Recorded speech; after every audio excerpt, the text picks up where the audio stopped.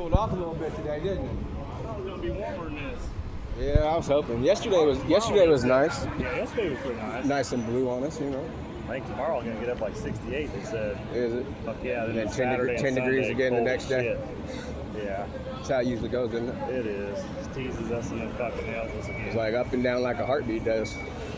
And then it stops. Yeah. And then the heartbeat starts then again. we get hot as fuck. You know what I'm saying? Yeah. But not before you get cold as fuck. Yeah, true. You know? Hopefully not. Let's hope. I hope it warms up, man. We're ready.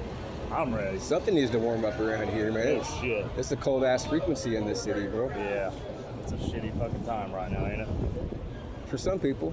I mean, it just, I can't believe how shitty it's gotten. Shitty is perspective, and I is. feel that I feel more that to do versus for it being a kids. shitty time, we found ourselves in a place where so many people have been suppressed into a shitty frequency that they don't even realize they're in.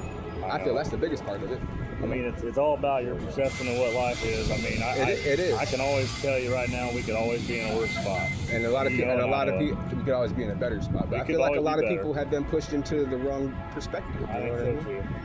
And it's a matter, and the only way to really do what this community needs is to find ways to appropriately shift their perspectives to see what's important, like it used to be. Yep. You know, it's like a conversation I was having yesterday with someone I was talking to. We were walking through over here, and I was thinking to myself, I'm like, man, because I grew up here. Me too. Yeah. I was a little kid here with my mom. We'd go downtown on the weekends and shit like that. And remember they had like the little, those like dolphins or the little concrete statues, in front of the store. Yeah, little kids climbing on there. Well, they had like families, people and all everywhere, that place bro. over here, like A's merchandise, all that. Right. Families and people everywhere. Nuts. I know. You go downtown on a weekend in the afternoon, buddy? it's like rare. I know. It's almost eerie. It is. It is. I mean, it does seem like downtown comes a lot more in the summer, but in the wintertime, even back then in the winter though, it was vibrant. I mean, there was like they always decorated it up real nice for Christmas and stuff. Yeah, line outside Santa's house, all that shit. Yeah. Kids throwing snowballs. I think just a lot of people. Kids don't throw snowballs; they throw rocks now. Yeah. You know what I mean? Yeah, Bust break windows out and shit. Yeah, that ain't no joke. How long have you been with the force, Mr. Beck? 10 years, man. I worked at Speed Loop for 22 years before I became a cop. What made you decide you wanted to be a cop, if you don't mind me asking? Well, I mean, I always wanted to be one, but I mean, I was making a lot of money at Speed Loop. I was the vice president of the company. Okay. So you weren't changing. I started there at 8. Well, I did for the first 10 years. There you go. You know, I started at the bottom. Worked your way all the way through it, huh? Mm-hmm. Okay. Yep. He put me through college and everything. He's a good guy. He's like a second dad to me. Yeah. But I just, he didn't have a good retirement program really for me, and I was raising 2 boys, and I was like, I need to get some retirement. I took a $70,000 pay cut to become a cop. What's the craziest thing you've seen in you said 10 years? I mean, I've seen a lot of crazy shit. I would say the worst thing I deal with ever is kids. Anything that has to deal with kids, like abuse. Right, absolutely. Like having to take kids out of a household or something. Or like these bus drivers that like to drop underage kids off wherever they feel like it. Can't imagine. I had to make a report on that the other day. This bus driver, the guy that just walked by us, as a matter of fact, James, he's trying to force kids off the side of the bus into the cold where they didn't belong, underage, because he felt like a couple of them had been on the bus too long. That was his reasoning, but the reality of it is he's a little bit racist, and her existence was getting on his nerves, and I saw the whole thing. I'm real intuitive like that, you know what I mean? Most people are. I observed the whole thing, how it went, and I had to, no, bro, that's not what happens here. Yeah. So we're going to have to talk about that. My favorite thing about the job, though, is helping people, man. If I can make a difference in somebody's day and not have to get all crazy, it's awesome, dude. Makes you feel like $1 million. Sure. I'll tell you one thing, man. You're a lot more personable than the officer that was here yesterday. Well, part of it is, I didn't become a cop until I was 40, so I had a lot of life experience. You know what I mean? Yeah. And I worked with every kind of versus person. being thrown into that mold and only knowing that. Yeah. Like you get some of these guys that are like straight out of the military or just cops their whole life, and it's like they have a different persona. I think. I don't know. And and then some of them have more to hide than others too. Yeah. I was trying to have a conversation with the guy just like I'm doing with the guy yesterday that was here. And I had to walk up to him 3 different times. He just kept walking away from me. It's like, what is this guy running from a conversation? I love people, dude. I don't care who they are. I love talking to people and meeting people and finding out different things. And I'm running an information for sponge. Sheriff this year. Knowledge is power. Yep. I'm try and make it. If I get in there, I'm going to change our things a little bit. Make it to where people are more. Do you have ads on Facebook that are popping? Okay, I feel like I might have seen one. Got them on these billboards. I've got them on Facebook. It's like that ad that's on the side of my truck. That's you, AMC. Yeah. Them signs look nice on there. Yeah. I looked all over the internet to find them, and then I found, it wasn't exactly like that with my name, but I finally found the one I liked and paid Dyna Graphics to set it up. What's up, brother? What's going on? How you doing? Good, man. How you been? Got the Mardi Gras going on? Yeah. He said every time I come around your city, bling bling. I forgot it was Mardi Gras time. I saw something on. I feel like that's a drinker's holiday, and it doesn't even register, you know. We had me and a bunch of buddies. We bowled together for probably 25 years, and about 5 years ago, they had our goal was someday to go to it's called the USBC. It's the United Association of Bowling Congress tournament. Well, they had it down in Baton Rouge, and we decided, well, we're going to go, but we're going to go the week of the Mardi Gras, because none of us had ever been to Mardi Gras. Mm-hmm. So all 6 of us go down there, and we stay in Baton Rouge, and we all chipped in together and get a 3-bedroom condo. A few of us slept on the floor, but it was like, fuck, I ain't paying extra money if we don't have to, because it made it cheaper for us to share that one house. Of course. And so we spent 3 days at Mardi Gras, and then we'd bowl 3 days. During the day, we'd bowl, and then at nighttime, we'd go down to Mardi Gras. I'll tell you what, it's the biggest, craziest shit you ever saw in your life. I've only been to New Orleans once, and like I said, I'm not a drinker. Yeah. So, we go down there, and it started out disastrous. Yeah. We did an Airbnb thing, and they totally catfished us. We get to this Airbnb, and it turns out to be a closet with a bed in it inside this guy's house. Yeah. It's like, absolutely not. So we got a hotel, and then we went and spent some time downtown, and it's like, like when they would have the Decatur celebration and stuff here, and it'd get to the end of it on a hot summer day, and you'd have that smell. Oh, yeah. That's just like a combination of piss and booze. That's how, that's forever the smell there. And then somebody that doesn't even drink is like, let's go to Florida a little earlier than we anticipated. You know what I mean? The funnest thing about it for me was all the variety of food. Their style of food down there. They did have some. Oh my God, it's good. Jambalaya. The crawfish are not to be messed with. Yeah, they were some good food. And I didn't really drink a lot, but it was just watching how crazy people got. And there was a big fight one time. And just before I was a cop, I was still a speed limiter. Sure. And it was a pretty big fight. And these guys come in on horses. And I mean, it's a shoulder-to-shoulder crowd. And they came in on these horses. These horses looked like they were fucking 9 foot tall, like monsters, you know? They come in, reach down, and grab that son of a bitch and pulled him up and was out of there, never even touched a soul. I'm like, man, that's some skill right there. They've done that before, They train on that, I guarantee it. But to have that big I used to watch that show years and years ago where they'd go out in the bayous and do the alligator hunting and stuff. What was that guy? He had it was a catchphrase while they would shoot him. Yeah. That guy. Troy Landry? Yeah. Yeah. Yeah, dude, it was a fun deal because we had like a marsh and a pond there by that little condo thing we rented, and there was alligators out in that fucking pond, and we'd go out there at night, look at them and shit, and it's like, Right. It's like, man, them dumbasses, we're sitting here, they're all drunk, and it's like. Bro, I'll tell you what, I lived down in Alabama for a while, and when I was down there, I lived right on the Tennessee River. Like my front yard was the river, Yeah. And a couple lots down from us, there was a dock. Go out to the dock, under the stars, moonlight, real warm summer night, go out there, just hang out, smoke some weed on the dock, with water all surrounding us and stuff, like beautiful. that. Beautiful, bro.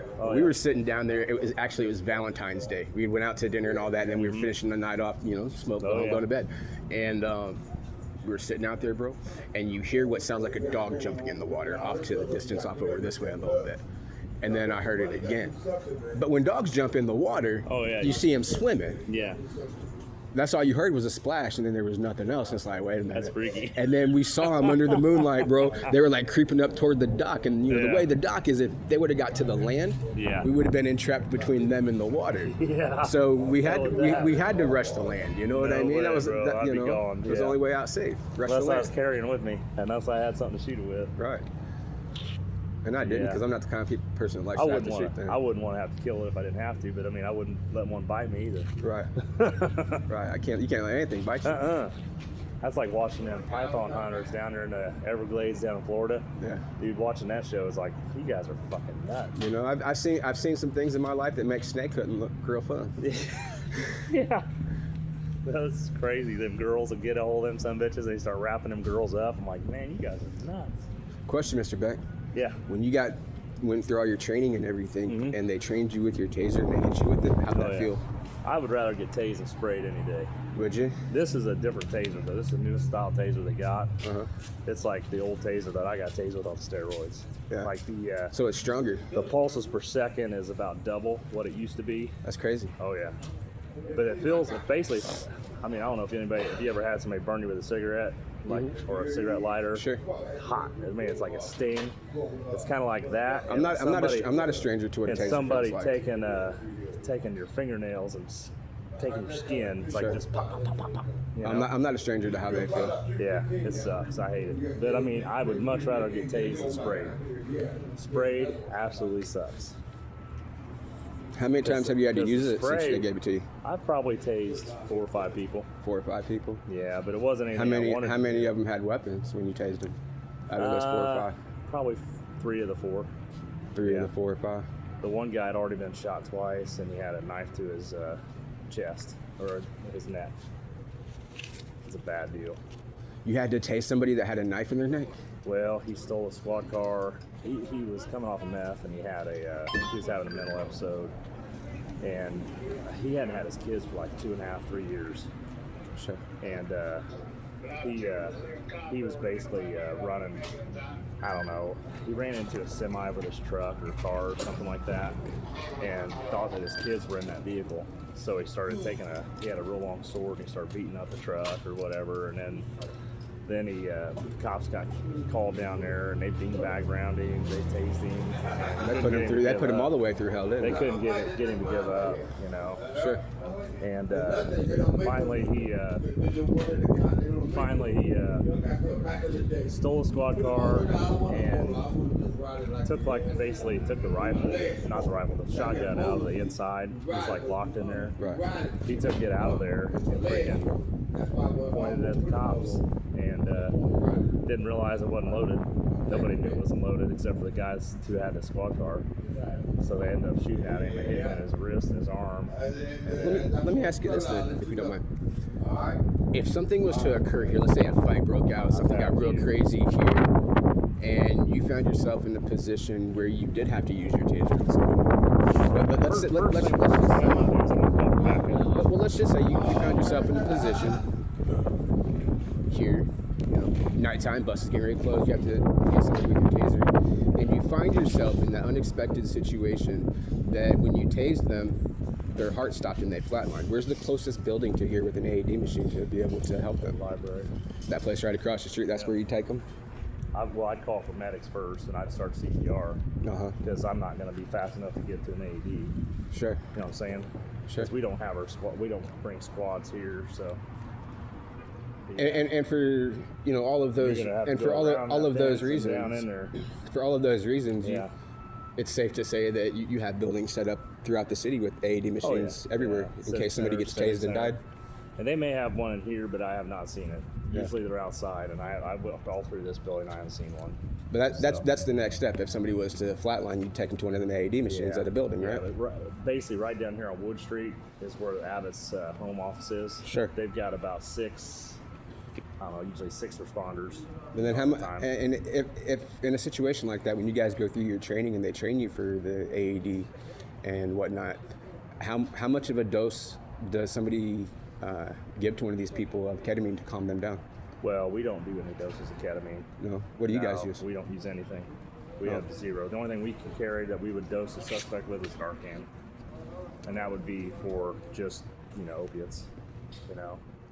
Yeah, it's mainly the main thing that we're trained to do is to jump on CPR immediately. But first thing is always call for help first, because if you don't get the help coming, that's just that much longer before that person gets there with the right equipment.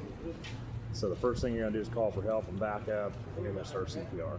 Yeah. Because the faster you get oxygen back to the brain, the less chance of them having any kind of, you know, cognitive issues, long-term, you know, trauma, you know, to their own personal self. Sure. That's the most important thing. And then you should be hearing sirens here pretty quick. You know something that I find interesting? Here in the city, you'll get them here quick because you got 4 firehouses, and then you got, like I say, Abbott. You got all these guys all around. It would be quick. You know something that I find interesting is I had a little paper with his name on it, but I think it's probably buried in my little thing. Mm-hmm. But I had a conversation with the guy up here 2-3 days ago. Yeah. I can't remember his name. It starts with an F. Flannery. Flannery. Yeah. I was speaking with Flannery, and when we were having a similar conversation, his immediate response to me was, "A taser can't kill anybody." I mean, I know. If you put it in the right spot. I know personally it can. Yeah. If you go off of just the numbers from generally our point of contact is below the chest. 2017, the last time there's an available tally for that, it was somewhere around 1,045 people that were just documented deaths. Yeah. The ones that have been reported from a taser, and that was 2017. I haven't seen that kind of number. I just went through the training course. So when I had another sheriff immediately look at me that's carrying a taser and say it can't kill anybody, that was very concerning. That was very concerning. Of course you know they can. You guys have been trained on what to do if they do kill somebody. You're not supposed to tase around water. You're Right. not supposed to tase if they're in an elevated position. You're supposed to be able to kind of forecast maybe what their fall path might be, like because they could end up with a brain bleed, certain things like that. I mean, there's certain times you got to do what you got to do. You just have to. Yeah. And it's going to be more for not just your safety, but probably somebody else's safety, and that's usually when they got a weapon. Sure. But you don't ever want to tase in the heart area. What reason would you have, or would anybody have, to tase an unarmed man? The only time you would have to tase an unarmed man with no clothes on in handcuffs. What reason would they tase him in handcuffs like that? You shouldn't really have to. You absolutely should never do that. No, right? the only time you should is if you were a smaller, like say a female or a smaller cop, and you were getting overtaken. Sure. And that was your only choice, other than using an actual weapon. You know what I'm saying? I mean, I'd rather tase somebody than beat somebody with a stick. You know what I mean? I can't relate to that. I can't say I know what you mean, because I would never draw a taser on anybody in my life. I wouldn't want to beat nobody. How does that work? Is that electric at the end, or just a beater? Just a beater. Yeah. You know what I mean? Yeah, but the thing is, this has a lower fatality rate than that. It depends on where you hit them. You know what I mean? You got to pay attention to everything. You know, that person could duck while you're swinging, and you could hit them in a temple. I mean, you just never know what could happen. You're responsible for everything you do. You know what I mean? So you have to think about that ahead of time. And that's actually absolutely correct. That's the most Each individual officer is responsible for what they do. Yeah. So, as somebody that's running for sheriff, let me ask you this. And I say it that way because versus a normal cop that's not. Yeah.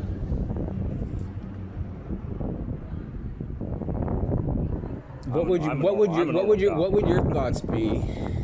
Normal cops don't have those signs on their truck, bro. Well, but anyway, what would your thoughts be on someone from a supervisor position of 2 police officers dragging a man out of his home with no warrant and no just cause to do so, and then tasing him in a puddle of water 5 times? And then after he flatlines in the back of their car, they take him and they revive him with an AED machine behind closed doors, and they give him a shot of something that mimics the effects of a near-death experience, making him forget most of what happened. And then the next day they have another police officer from the same department come back and pick this guy up that they just killed the night before, put straight into a jail cell, played it like it didn't happen. Did they ever say why they? And then they try to play him. Then they try to say he's crazy because he was saying things that they were worried he was going to slip on. So is that why they went in the house? Because somebody said the guy was crazy, or what? No, they went in the house because they saw that man sitting there smoking a little bit of marijuana in his own home. No bullshit, sir. How long ago was this? This was 2009. So this is before it was recreational. It was, but nonetheless, nonetheless, that gives them no just cause. It wouldn't, because they witnessed no felony or emergency occurring within the domain. I wouldn't do it. What would your thoughts be on a situation of somebody that did do that? I would say you're going to probably be facing some discipline. I saw the P. Yeah. I saw the P want to come off of Well, your I lips, mean, sir. I saw you said know what they're I going to mean? be facing some put discipline, Yeah, discipline. but you wanted to say prison, sir. No, punishment. Bro. Punishment? I mean, it's gonna be. Most law enforcement agencies have a progressive discipline program, and depending on their history, I mean, what it's made for is like. Well, when you kill a man and then you kidnap a man and you take him to an undisclosed location, I can't imagine why they would and then you drug that because because their ego did it. Yeah. And that's a big problem with a lot of officers. A lot of these officers. The same thing with Sonia Massey. That was ego driven. It was. Yeah. And that's the thing, like yesterday when I came up here and I was talking to the detective that was here yesterday. That's what I was telling you. I was saying like you're so much more personable than the guy yesterday because he's like I don't want to be on camera. And then I asked him questions. He's like that's none of your business. I'm like sir, I can go get the records right now that I'm asking you the questions for. It's all of my business. You know what I mean? Especially as a guy that was killed by a taser that has a lot of questions for the exact same county that had involvement in covering it up. You know what I mean? That don't make any sense.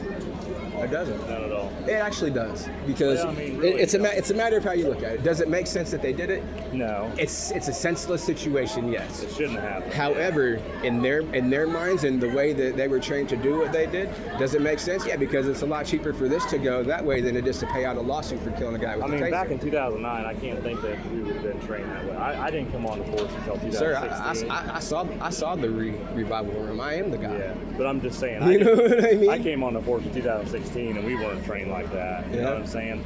Yeah. And I think it's maybe things like that that's caused a difference in the way that people are trained as cops. Because of past experiences.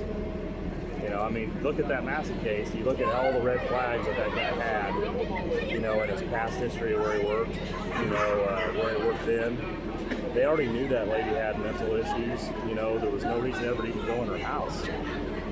She was calling in about she's the one that made the call. That it was an outside noise complaint, like disturbance. She thought she called the police because she was scared, and then they gave her every reason.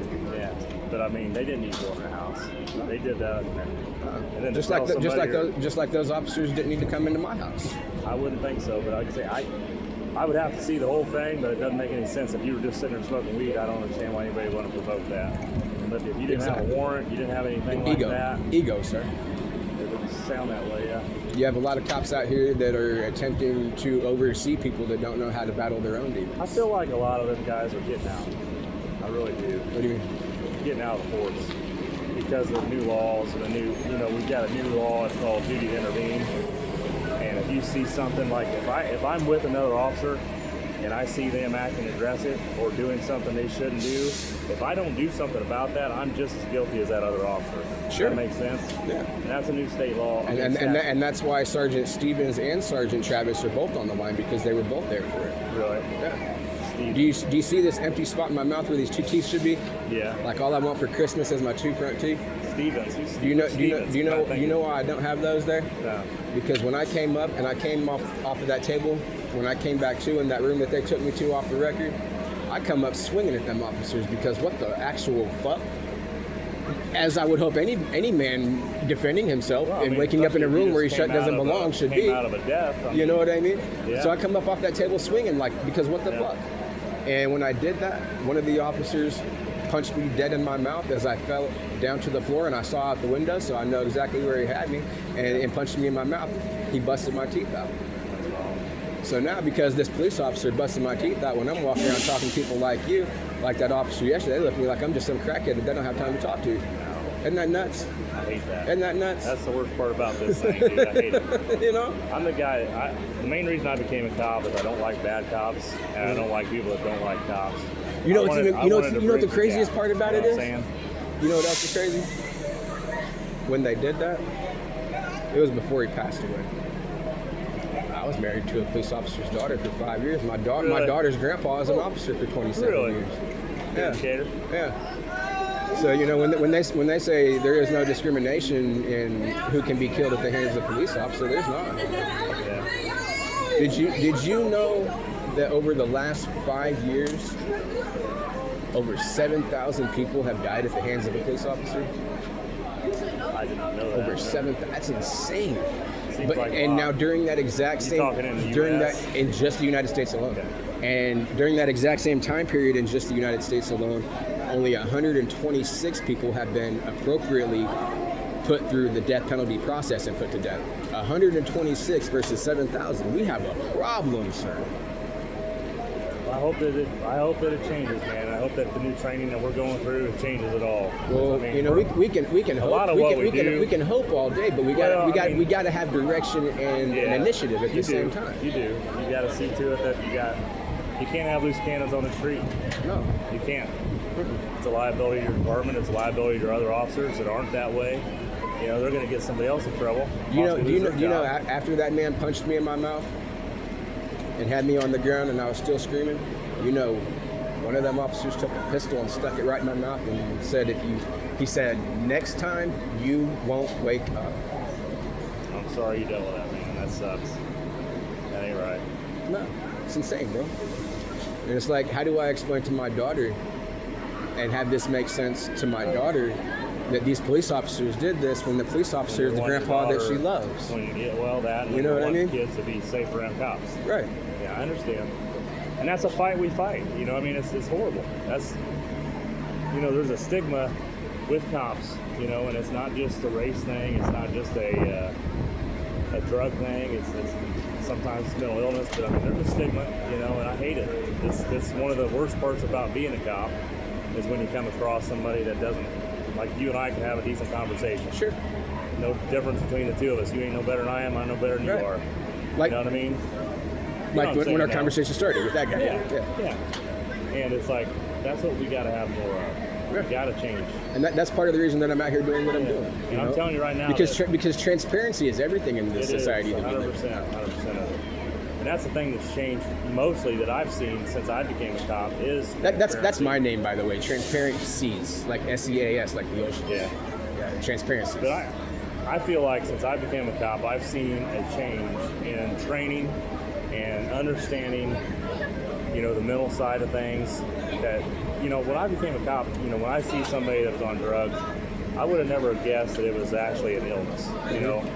My training and then being around, like working at the crossing and working around people that have, you know, addiction issues. Sure. I've seen some of these people that I knew, I grew up with, I've you know, worked with in different environments in Decatur before I became a cop. You know, they might have worked for me at Speed Loop. And I would have always just thought, you know, they're just weak. They can't, why are they on that shit? You know, why are they choosing that? But then I become, you know, into the crossing and I start talking to nurses. I'm like, man, some of these people are just wired different and it's an addiction and it's an actual illness that they cannot get away from. They don't want to feel that bad feel when they come down. So they're going to do what they got to do to get that next hit.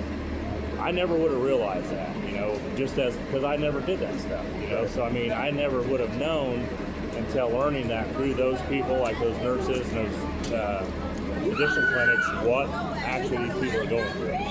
I've had people in my family that are alcoholics, you know, and I've seen that. Oh, sure. As a but like, I'm talking like meth, heroin, things like that. It's like, that stuff's some mean stuff, man. And you never know how anymore you can all be laced with that shit, fentanyl, you know. And I've seen more people die of that than I ever want to see, you know. And it's people that have done something their whole life, you know, and probably bought from the same person most of the time or most often, and they get a bad batch and they end up dead, you know. I had a buddy that died in front of his family on Christmas Eve.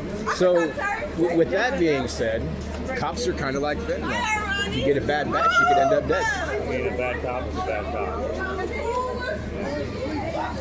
If you get a bad batch, you could end up dead. You don't want it. As did I.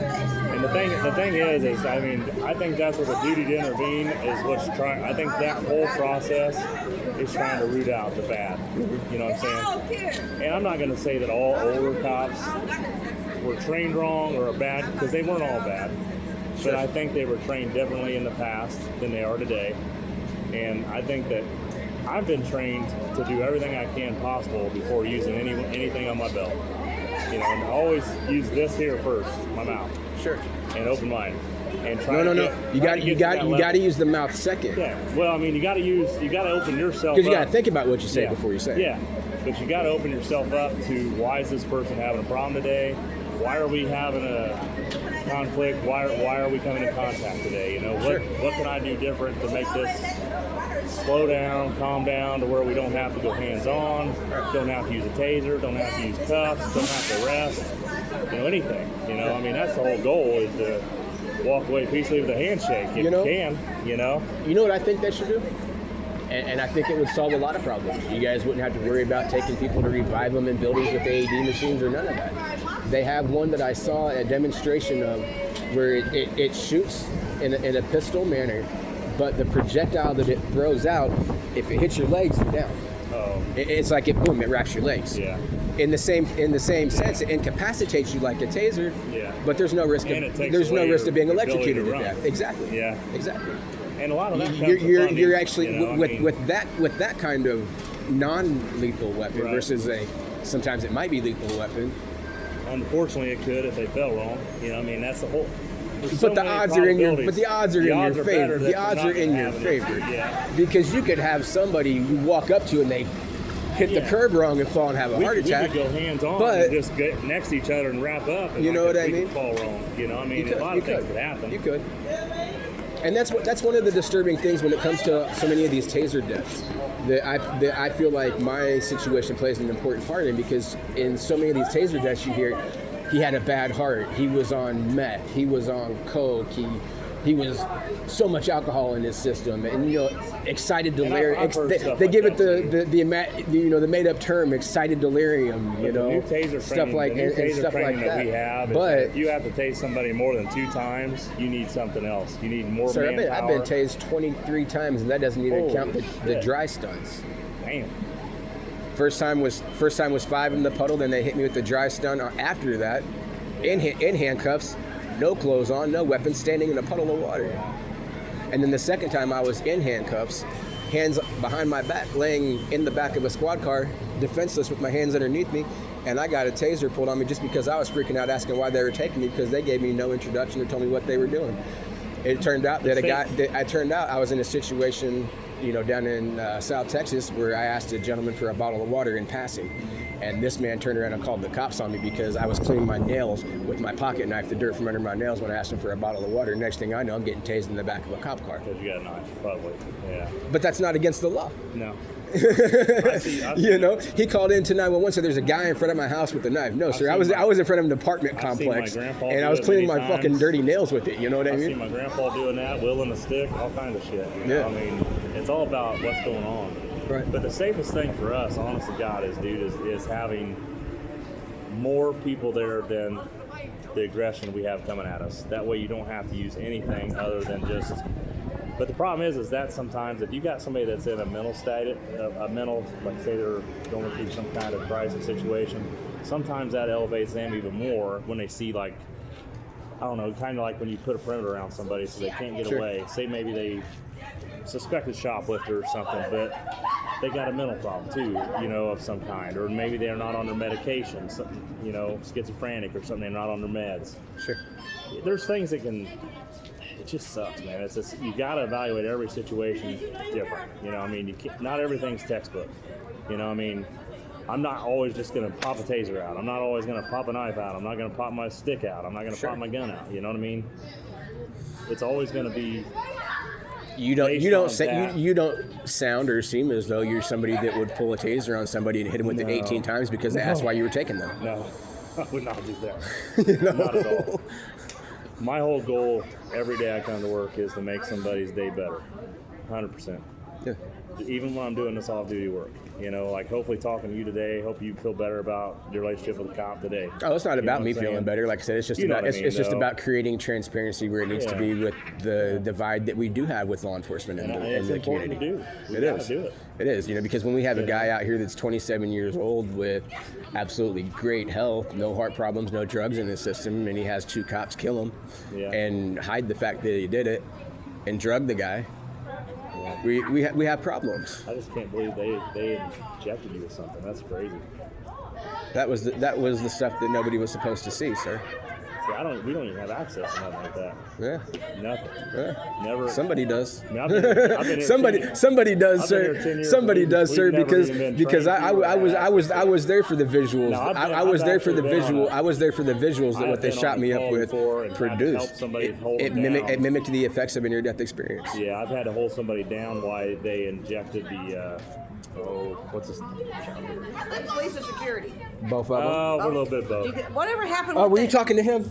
Yeah, whatever Oh, okay. happened with the security, or with the guy that got shot on Illinois and Prairie back in November. I ain't never heard nothing else I about haven't it. either. That was my nephew. Was it? Yes. Sorry to hear By that. married, yeah. Ah, Yeah, and he got killed, and no one knows why. they never got the suspect? No, I ain't never heard nothing else about it. And he got shot for no damn reason. They sitting there drinking tequila, just talking, and here comes somebody shooting at him. He the only one that died. He was 31 years a target old. or just somebody in the No, wrong just place, somebody wrong came time? by and just started shooting at him. Shooting out of the car. Yeah, We're seeing a lot of that. too much. Too much. Too much. Too much murder in this damn Too many town. guns in the wrong hands right now. Damn right. There is.